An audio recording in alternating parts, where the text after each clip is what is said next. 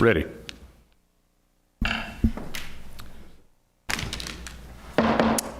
Over there is probably better. The Havre de Grace Planning Commission meeting for Hold up a August sec. 24th. Hold up. It takes about 20-second delay or so. There, you're good. The Havre de Grace Planning Commission meeting for August 24th, 2020 will now come to order. And I'll first call the roll. Chairman Ford is here. Mr. Miller? Here. Dr. Russell is absent. Mrs. Shaw is absent. Mr. Hartenstein? Here.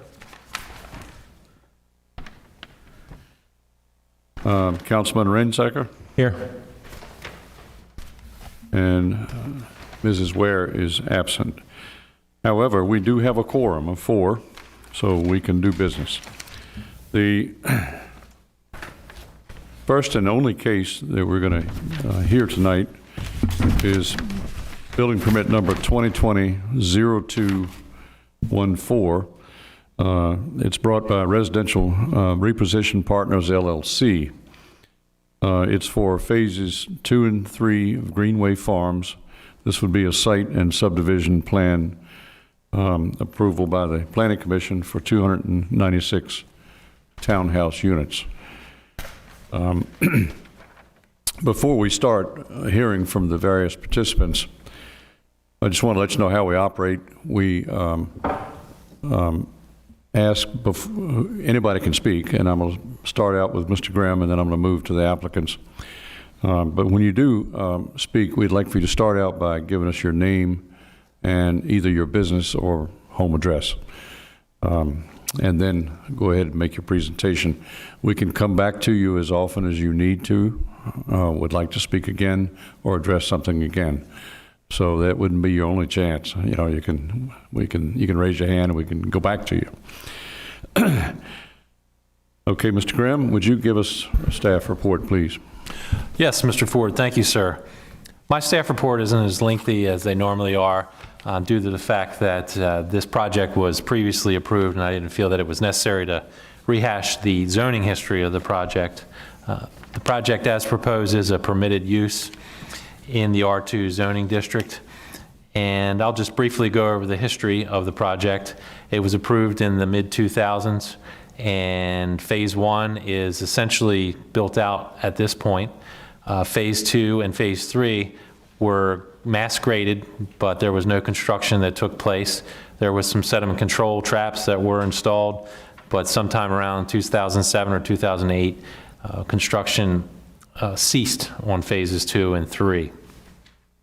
The applicants have brought in a project that, for the most part, resembles the previous project in the road layout and the distribution of the different types of units throughout. There is a difference in the number of units. In phases 2 and 3, it was originally approved for 390 units, I believe, total. And this plan reduces that to 296 townhouse units total. The plan as presented, as I've done recently, is the site plan and the subdivision plan all in one, so that we could avoid having 2 different plans to accomplish basically the same thing. Again, I have not gone through all the different zoning things I normally would do in my staff report. I kept it very brief and went to the applicable code sections to review those. And the applicants meet or exceed all the requirements, specifically regarding townhouse lots that meet lot type GG. They meet all the requirements with respect to density. They're well below the recommended or required density. They meet all the requirements with design perspective to the requirements of the city zoning code.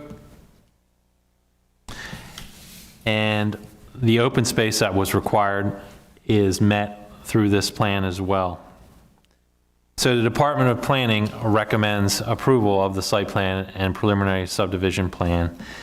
And as per typical with my staff report, should you approve the request, the department requests that a number of conditions be incorporated as part of the approval. They are typical boilerplate type conditions that I've recommended in here regarding different plan submittals, such as the Forest Conservation Plan, which I do have in my possession. However, with being out last week, I have not had an opportunity to review that, although I do not foresee any issues with that. There shouldn't be many big changes to the Forest Conservation Plan that was originally approved. It's just a revision to the previous plan. Based on the new subdivision regulations, this preliminary plan, should you approve it, will be valid for 3 years. And of course, the applicant, should they get to the 3 years and need an extension, they can request that. Department of Public Works has provided comments on the plan, mainly related to different plan submittals that they will need and other requirements. Specifically, Department of Public Works has requested additional information regarding the location of the driveways adjacent to intersections. And we believe, after talking with Director of Public Works Tim Whitty today, again, that I feel that those issues can be resolved and will be resolved specifically with the submission of road plans that should dictate what is appropriate and whether it meets the requirements, or if we have to look at other alternatives. But I think that they can be achieved.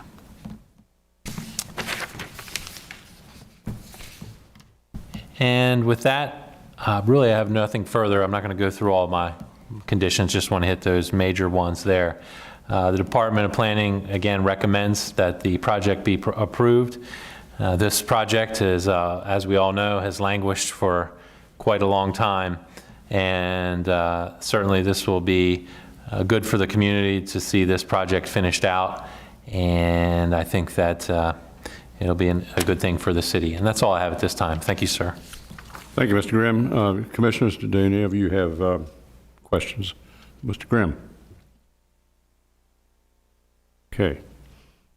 Hearing none, I will move now to the applicant. And who would like to speak first? Thank you, Mr. Ford. My name is Bradley Stover. It's 836 South Main Street, Bel Air, Maryland.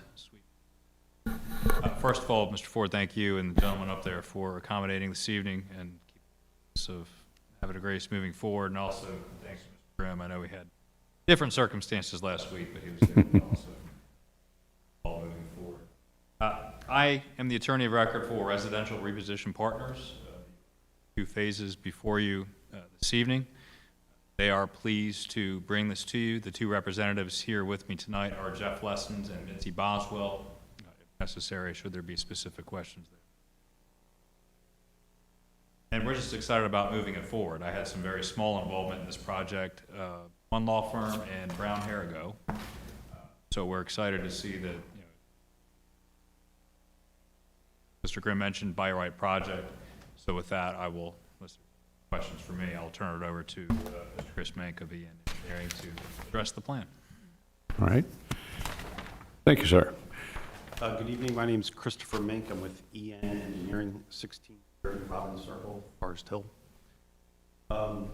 EN was previously a CNA involved in this project since 2005-ish.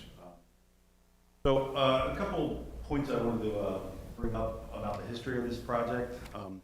This property was brought into the city agreement that did have some restrictions on it. So capped at 690 units.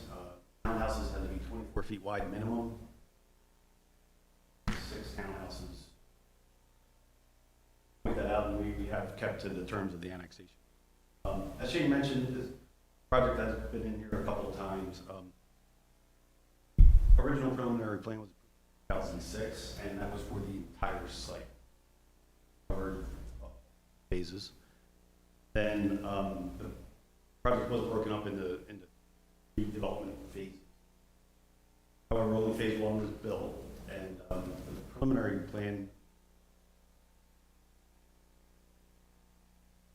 plan came back in twice for revisions, in 2009 and again in 2016.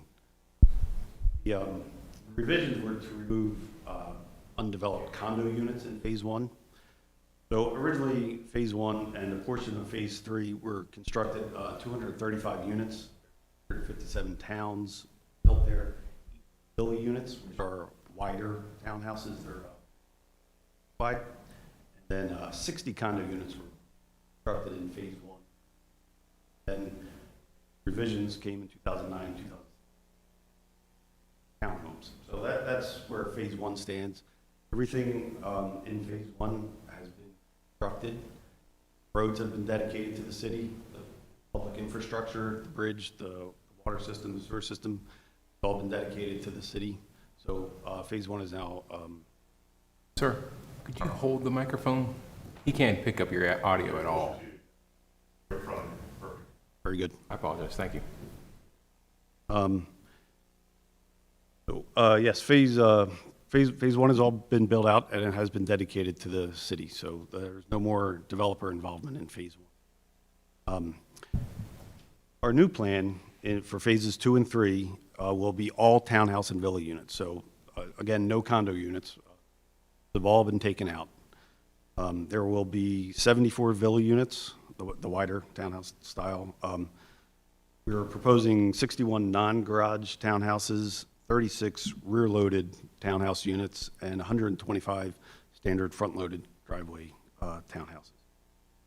Phases 2 and 3 will have their own amenities for the development. We're currently showing locations for a dog park, a tot lot, a walking trail, and active open spaces for things like benches and garden areas. As Jane mentioned, we do have a large area for forest conservation along the backside of the property that fronts up against Gashies Creek.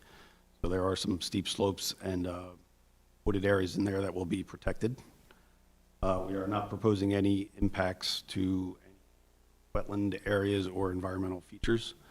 We are keeping the same basic layout as the original preliminary plan, same general road layout, and the biggest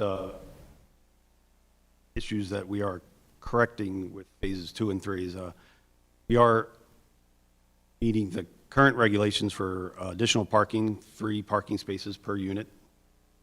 We are meeting the current stormwater management regulations that are now in place. Additional stormwater management features throughout the project to meet the current state and city requirements for stormwater management while maintaining the existing 3 ponds that have constructed out there. And just in summary, this is an improvement to the original preliminary plan with the removal of the condo units and additional parking areas. Thank you. Commissioners, any questions or comments at this point? I have a question. Yes. Tell me about the units, sorry. Tell me about the units at the top, like the ones by the dog park and the ones directly below the little Phase 3. Are those, so you already built in Phase 3? That is correct. The original development started by K. Hovnanian Homes. When they left the development, the owner of Phase 3 developed a portion of Phase 3 and sold those lots to Richmond American along the top of the property. It's called Mohegan Drive. So those were originally condo units. And in 2009, we came in for a preliminary plan revision, removed the condo units, put in townhouse units along the Phase 3 line up there. Richmond American built some units. So those are already in? Correct. Those are Okay. existing townhouse units. So, to clarify, you've built all the units all the way up to the, pretty much the top of Mohegan Drive, is that right? That's correct, yes. Okay. On both sides? Correct. Any other questions? And the two parking places per unit, are they on driveway or roadside? The current requirement is now 3 parking spaces per Yeah. unit. So we are providing one in the garage, one on the driveway, and then there is overflow street parking to third parking space requirement. Thank you. So we have, I believe there's 10 extra above the 3, so we are actually providing more than required. Okay. What's the furthest distance for the third parking space from a particular unit? I mean, are they nestled in really close to these units, or are they just somewhere out in the development? Well, they are scattered all over the development. We fit them in wherever we could. Having meet that extra third parking space requirement was a challenge, but we did get them in. So yes, they are scattered all over. Most of them are concentrated towards the middle. The cul-de-sac doesn't really have many because it doesn't lend itself to perpendicular street parking. So if somebody's coming to visit somebody that has 2 cars, they just, what do? Cruise around until they find something, or how does that work? See, Volney. Well, so we are providing 235. See all those right there? I'm sorry, 296 units here. All So those right there. there are over 300 parking spaces scattered throughout the All development. these. It may not be right next to the unit or right in front of the unit, but there are spaces around. Mr. Chairman, Yes. if I may, one of the issues that we currently have on Mohegan Drive is people park along the curbs and buses can't get through. There's literally no parking for the people that live there now, and so they park wherever they can. I've gone up there to visit friends, and you're driving all over the place to find somewhere to park. And because of that, like I said, people park wherever they can on the curves, on the corners, and along the street, and buses every day can't get through. Have you guys considered any of that on the width of your streets, or any placement of your parking, any marking of areas as no parking so buses can turn? I agree with you that no parking signs will probably be required, especially based on Tim's comment about proximity to the intersection. So that may be an issue where we need to provide signing. We've put up no parking signs up there, and people have actually ripped them out. I understand there was an issue with the Phase 1 Yeah. development and not having enough overflow parking. So with this development in 2 and 3 now, with the additional overflow parking, it is a lot of extra spaces around. As far as access, we did do turning movement templates for fire engines and things like that, making sure everything was navigable with a pumper truck and a large truck. So larger vehicles can get around the neighborhood. It's not just you. I mean, every single thing we see, every single development we see, this issue comes up, and I want to at least make sure you guys thought about that. So, I mean, I'm pleased. Thank you. I have another question. Yes. So, just curious because, I know this is just a site plan, but interestingly enough, do these units have the potential for decks in the back? Yes, the lots are 100 feet deep, so the units themselves are not that deep, but there will be. So what's the setback from the back of the house? Do you know? It looks pretty uniform, that's why I'm asking. I have it on the plan if I can. Yeah. Good. Is it on here? The rear yard setback is 25 feet. Yeah, that's correct. I thought you were asking a question about the actual units themselves, because what's shown on the plan obviously is just a square where a house will occupy. I'm sure that some of those units may be a little bit smaller than that. They're not going to be a perfect square, so that doesn't necessarily represent the unit type. Just, I guess with it being like 25 feet to the back of the property, if they have a deck, they're not going to be able to enclose any of them currently. Right, well, we're working on that issue. Thanks for the reminder. Any other questions or remarks? Would anybody else on behalf of the applicant wish to speak? Briefly, the only thing I would add, Mr. Ford, in response to the councilman's question or point about the signage, this phase 2 and 3 is a condition and requirement of having the separate HOA, and I anticipate this HOA will be much more robust than what's existing, given the amenities that are going to be involved with this particular community. And if I do my job right, when I provide them to city council, we'll make sure that they're provision. Keep folks, or at least make it punitive so that they can't just go in and damage, common areas which might have signs on them and that type of thing. So there will be, doesn't mean you can absolutely stop everybody from doing it, but there will at least be some safeguards in there to hammer that type of thing. Outstanding, thank you. Thank you. Okay, now, is anyone here from the public that wishes to speak? Anyone else wish to speak? I think we've covered everybody. One, it's really a minor question, but your easements between the blocks, are they for use of just the residents, or are they for general public access to the common areas behind the units?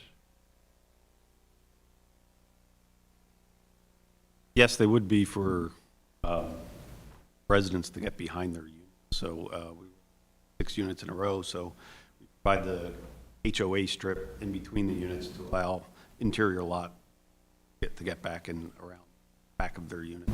But it's restricted to residents of the development? I guess that would be up to the HOA, because it will be HOA property, so however they want to. Some of those strips will also have utilities and storm drains in those areas. Yes. So there will be public easements, some of them. I ask because I live in a development that has a poorly worded easement covenant that in effect allows you to go up and walk at midnight behind my house. Yeah, that would not be my intent when I draft those. Certainly, the HOA will be mindful of its liabilities and its insurance policy and won't have that situation. So Yeah. my intent would be to have easement language that's specific to its intended use. Yeah, I think it's very important to the sense of security of the neighbors, I think. Mr. Ford, if I may. Yes. Mr. Hartenstein, that is actually, the easements that are shown behind some of those units is actually a requirement in the code Right. that says those have to be accessible if you're not accessible from an open space area. So they have shown that and provided that in accordance with the code. And I understand that, Mr. Grimm, but my question was, yes, it's needed for firefighting, Right. for repairs, for, whatever.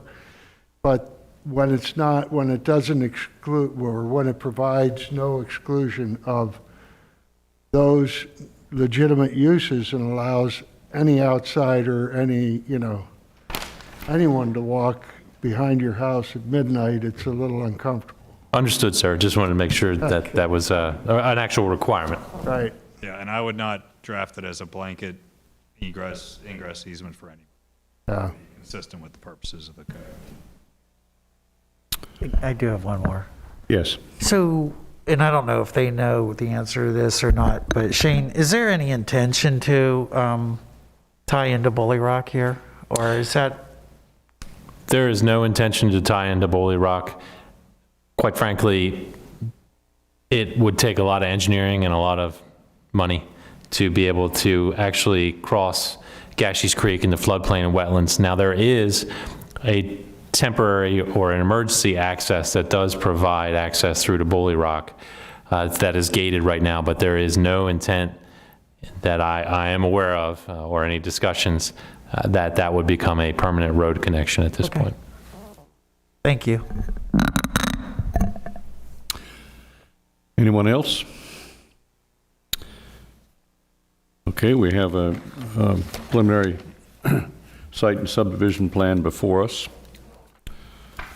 And since there is no further general discussion at this time, I would entertain a motion to approve or disapprove this plan as presented, keeping in mind, if you propose a motion, that you should include the recommendations of the Department of Planning, if you wish.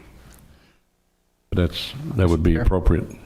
And a public works. I make a motion that we approve the development as presented with the staff report as presented by the Planning Commission.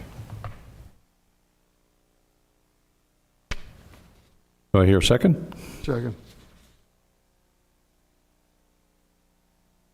Any discussion on the motion? Hearing none, I will call the roll. Councilman Renziger. Yes. Mr. Hartenstein. Yes. Mr. Miller. Yes. Chair votes yes. So the preliminary site plan and subdivision plan are approved with and must include the recommendations of the Department of Planning. Thank you very much. And this hearing is concluded. I do have one quick item of new business that should only take a couple minutes that I wanted to go over with you, if you have, Yes. if you have a few minutes. Unrelated to this case, but Excuse me. If you all need to slip out, you're welcome to. You don't have to stick around for this, but you can if you wish. I appreciate you moving forward with this project. Thanks. I'm sorry, go ahead, Mr. Bennett. So I was approached by a individual in the community that is interested in doing what in the county would be called a personal care boarding home, essentially an assisted living facility. And in the city, we do not have anything known as an assisted living facility in the zoning code. Those words don't exist. So some years ago, there was an assisted living facility on Union Avenue that came in. And at that time, they went to the Board of Appeals for a use variance, which use variances should really generally never be granted. The board did not render a decision on the use variance because their opinion was that it didn't even need to come in front of the board because they considered it a healthcare facility. So they approved them under the healthcare facilities definition, which I don't necessarily like, but that's sort of the precedent that was set. So healthcare facility is not permitted in the zoning district where this lady would like to do a personal care boarding home for 4 individuals. So I have drafted a very simple addition to the code for personal care boarding home. And it has some basic recommended conditions in there, like there should be no more than 5 individuals. The home has to retain its residential character. You have to have 1 parking space for staff. And there is a provision in there if you're constructing, which probably will never happen here, but if you're constructing a new home to be a personal care boarding home, it must look like the other residences in the neighborhood and those types of things. So very, very simple, not unusual in any jurisdiction.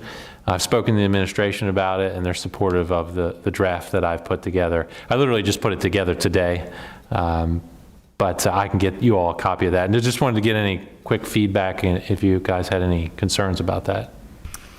I believe we, if my memory serves me correctly, we also looked at the definition of rooming house.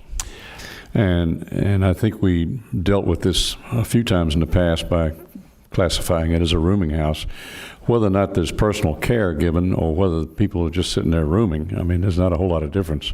Exactly. And one of the things that I'm in discussions with the administration about is we've talked for a long time about removing the rooming house designation from the code. It's a very kind of antiquated thing, and I don't have any experience with it elsewhere. And I just think we can do better to be more specific about the types of rooming houses.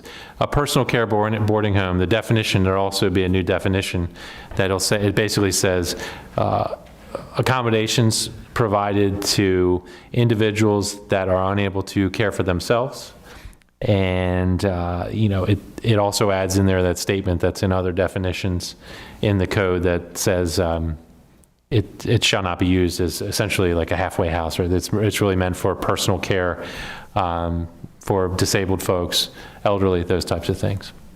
And it's a common thing throughout the county. Typically, in the county, they say 3 or more. I didn't want to go that route here, but in the county, like if you only had 2 individuals, you don't even need to go to the county for approval. It's once you get to 3. So. Is it a license thing where they'd have to provide licensing and insurance? Yes, that was the other thing. That was the other thing in there, that it says you must obtain all county and state licenses or permits to be able That to way operate. they fall under inspections and Right. everything else like that, okay. It's my understanding from speaking with the lady again, I think it was last week. She said that it was a very rigorous training that she had to do with the state for personal care, boarding home, or assisted living. So, yes, it is licensed and highly regulated. And Mr. Graham? things like ADA compliance. And it has to be staffed 24 hours a day, is that right? Well, that's not something the zoning code gets into as far as staffing for needs. That would fall under the licensure from the state health department guidance. But I mean, in crafting the definition of a personal care facility, it would seem to me that once you go to that definition, that would be part of the definition. If you'd like me to add something in there that says 24-hour care or... And that's one thing that would separate it from just a dormitory-style rooming house. Yeah, no, I like that. No, I can add that. I think my definition covers it now, but I like that. I like adding that 24-hour. Yeah, yep. And in other words, you're trying to write something that describes a serious Right. service-oriented facility. And so then you come up with these different things that you would expect to see Right. in something that's at that level versus just a rooming house Right. or Well, something like that. One of the things, as you know, Mr. Ford, my list is very long. But one of the things that we need to do in general is look at our definitions and categories regarding different types of homes, group homes and things like that. It's a very challenging subject to deal with because of different legal issues and who you cannot discriminate and things against, Right. like that, Federal Fair Housing Act. So we're not the only jurisdictions that's wrestling with that. A lot of jurisdictions, even the county, I think their definitions and the way they do it may need some tweaking just based on recent court cases and things like that. Yeah, it seems to be more than an objective definition. It's, there's got to be some ability to provide as much as possible an insurance of best care. Right. And that's a real challenge. It is. But I think it's a good thing, and it's another opportunity to provide care for our citizens that are older or aging. Yeah. Mr. Grimm, is there a minimum square foot that we're going to be requiring for these homes? Because I know the one area you'd spoken about, those are pretty small places. Right. No, I did not go down that path because as far as the amount of area that any one boarder would need, it's my understanding that that's all determined by state health department guidance. But certainly if you think it's appropriate to put a minimum like dwelling size, I'm happy to do that. I did toy with that because what I'm familiar with also gives a density per 2,000 square feet of dwelling. I didn't want to go down that path. I wanted to keep it very small, so I just did up to 5 individuals in a dwelling. Okay. But if you would like me to say that, the dwelling must be a minimum of 2,000 or 2,500 square feet, I'm happy to do that. I think it's something you and I can discuss on the side. Okay. Sounds good. Thank you, sir. Thank you very much. Any questions, anything else? Any other business for the good of the commission? Hearing none, do I have a motion that we adjourn? So moved. Second. Thank you. Thank you, gentlemen. Thank you.